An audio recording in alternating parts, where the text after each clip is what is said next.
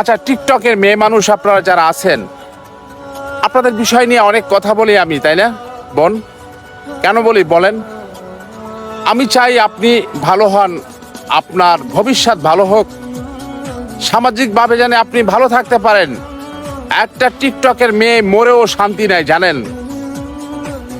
একটা মেয়ে মারা গেছে টিকটক অশ্লীল ভিডিও করত, তার কবর পর্যন্ত দিতে দেয় নাই মানুষ, যে এই স্থানে তার কবর হবে না, জানা যায় মানুষ যায় না।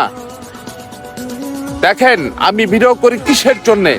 আপনার মায়ের জাত সম্মান করি, ভালো থাকেন আপনারা, তার জন্যে।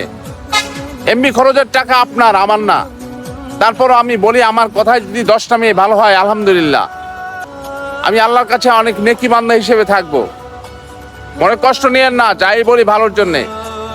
যে ভালো হওয়ার চেষ্টা করবেন, ভালো হয়ে যান বোন, প্লিজ। এই ভিডিওটা যার সামনে পড়বে 3বার কপি লিঙ্ক করবেন, একটা শেয়ার করবেন।